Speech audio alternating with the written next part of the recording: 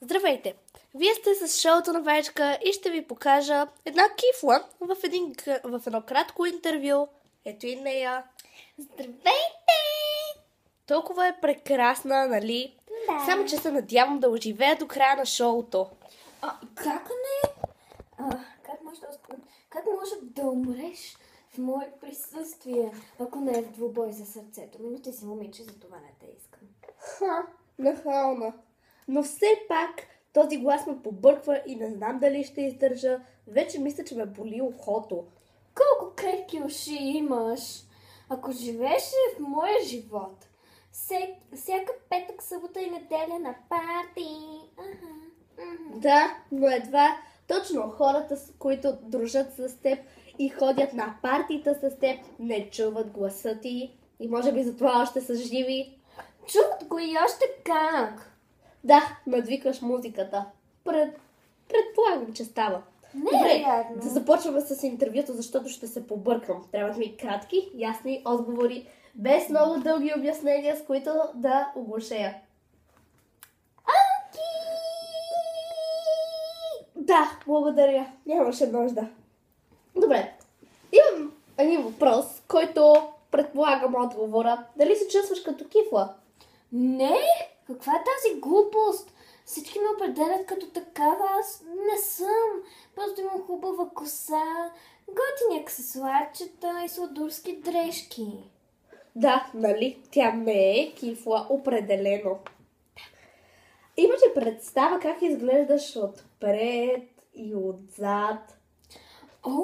Разбира се, как да нямам. Аз всяка вечер се приготвям преди парти, освен в останалите дни от седмицата. Тогава се приготвям за шопинг. Но иначе, за да се върна на темата за външния ми вид, с прекрасна коса, с турско лице, прекрасни устни, хубаво тяло. Добре. Да, просто завиждаш. Имаш ли чувството, че носиш прекалено много розово, прекалено много гривни, прекалено топирана коса и прекалено много грим и прекалено висок глас? Нищо ми няма. Почти нямам грим, само малко спиралка.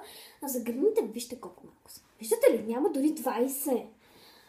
Пък по отношение на розовото, вижте аз колко малко розово нося. Не разбирам защо имаш толкова грешни впечатления за мен. Добре, що казваш? Нищо ми няма на косата ти, просто завиждаш. Нали, добре. Що казваш? Аз ще се опитам да ти повярвам, но нещо не ми се отдава.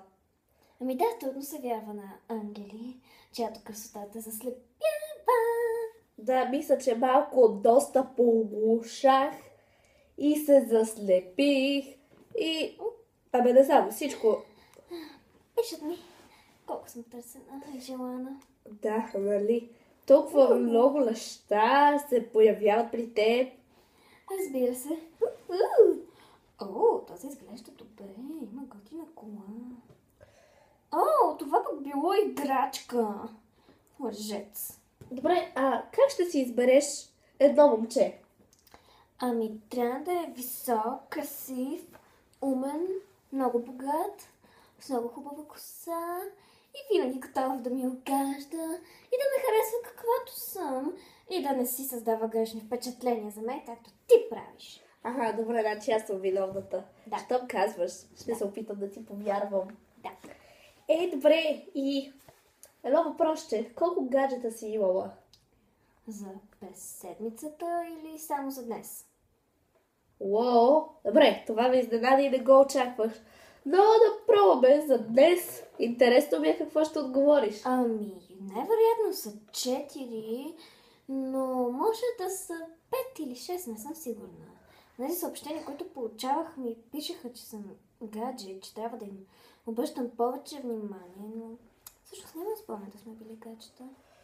Добре, що така се отнася с възлюбените си. Добре, едно последно нещо. Искам да дадеш няколко съвета за младите кифли, които искат да